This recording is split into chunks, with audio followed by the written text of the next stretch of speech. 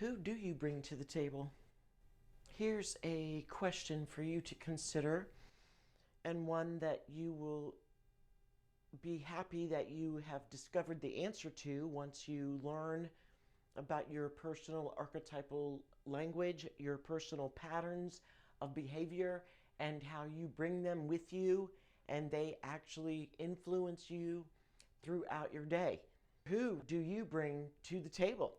When you are at work, as you walk into that room and see that conference table, who are you taking with you? When you sit down in the seat and you start to evaluate the power, if you have to choose your seat, or maybe seats are assigned, but you now are sitting at that table and there are certain parts of you that automatically come out to be you in that particular meeting at that particular table.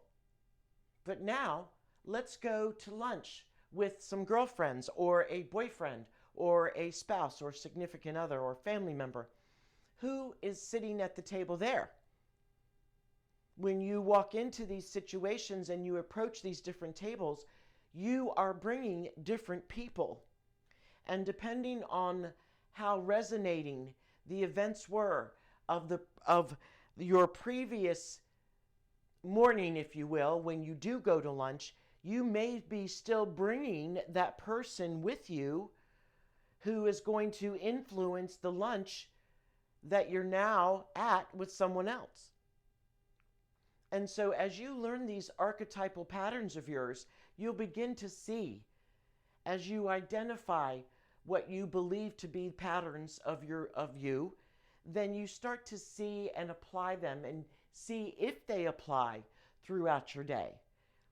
And who is it that is sitting at that lunch table? It does seem to depend perhaps on who is sitting across from you. It sure does at the conference table at work. And if you go home and to dinner and with your family, you have a different set of patterns that might come out to play. Some might be forced. Some might be because of the struggles through your day. You want to be that perfect spouse or significant other or parent where you leave the crap from the day behind. And so that is the perfect segue into why you should learn your archetypal patterns, because at the end of the day, when you are indeed with your loved ones and even throughout the day with anyone you come in contact, learning these archetypal patterns of yours opens the door for you to have some clarity and some understanding about many aspects of your life that we have been trained to deal with, take care of, and try to control in ways that just aren't conducive to living on Earth now. We live in a 24/7 Wi-Fi world. There is no real getting away from it on a regular basis. Think about who you are at these different tables. And as you begin to contemplate that, and you can begin to see these different patterns of behavior. Most of the time, they're good ones, we hope. Sometimes some of the bad ones may come through. Sometimes some of them come through purely for survival's sake while walking this earth. Which is why we will focus on the 4 archetypes of survival that we will and do innately do control all aspects of our lives. And then we'll get into the rest of the story, the rest of the cast, if you will, of your story, of who you are. And as this happens, you'll begin to things will begin to unfold, and details will start to show, and this clarity and understanding will come forward, and you'll start to have these answers. And when you get these answers, you will know of their resonating effect, or you will know of their resonance because you will feel the effect of it, of that knowing, of that nugget, of that gem of yours. You will know that, and your physical body will ring true with it. how it resonates physically is it dependent on all of us as individuals. But you will feel it as you begin to shed the many layers of whom we've been told to be, to become, what we're supposed to be, what the good, the bad, the ugly. All of these things have created these layers and layers and layers of clothes, if you will, and of even glasses, of sunglasses, of lenses that fog who we really are. And when you learn this beautiful archetypal language, such as one of your first archetypal survival archetypes is your inner child. And when I learned my particular inner child, I gained this understanding of my work life and even a part of my personal life that just changed this perspective, and it gave me this sense of peace that I began to enjoy my work environment in a way that I didn't allow to, because I didn't know what was the driving factor behind some of my own behavioral patterns. It is not about who I may sit with at that table. It's not about who I am at that dinner table with friends or coworkers or family. It's not about the people that I interact with that come in and out of my place of work. It's not about the people I work with or live with. It's about me.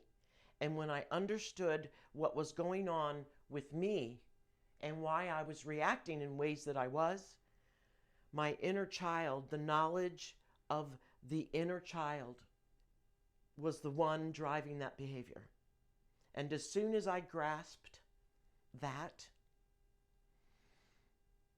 I saw the triggers, if you will. Let me use that popular word. I used the triggers of that. And when I saw the triggers, I saw my behavior and who was creating that behavior, who was reacting. And as soon as I understood it, it disappeared. It was the literal popping of the balloon, and that energy just escaped. And all of a sudden, I saw my work life in such a beautiful way. And it was already a beautiful way. I work with the most beautiful people that God, my divine, could ever put on this earth. Do you understand? And so, even then, this pattern of behavior was causing me to not fully embrace. And through that understanding, that's the perfect example as to how it is. I began to lose actual weight, despite eating healthy, despite the exercise, minimal at best. I began to lose weight because I got rid of the energy that was holding me back. It was holding me down like a sinker, like the old steel sinkers I used to watch my father make out in the garage in the wintertime to prepare for the summer fishing seasons. There are weights that hold you down. And when you learn that behavior of yours, with the best intentions of yours, even trying to just do the best you can, when you understand that about yourself, you cut that fishing line, and boom, you feel lighter, and things begin to change in your life automatically. You don't have to do anything for it to change. It just does. And you begin to appreciate things, and because of that, you lose the weight. So imagine applying that to all aspects of your life. Imagine applying that to reach a closer level of your divine spirituality, of whomever your most Holy Spirit is, most spirited self is. That is what learning your archetypal language can do for you. Join me this weekend, January 22nd and 23rd, for this complimentary class. I won't be pitching you to buy anything else. This is purely for us to move forward and to be happier with ourselves as we walk this earth. Thank you.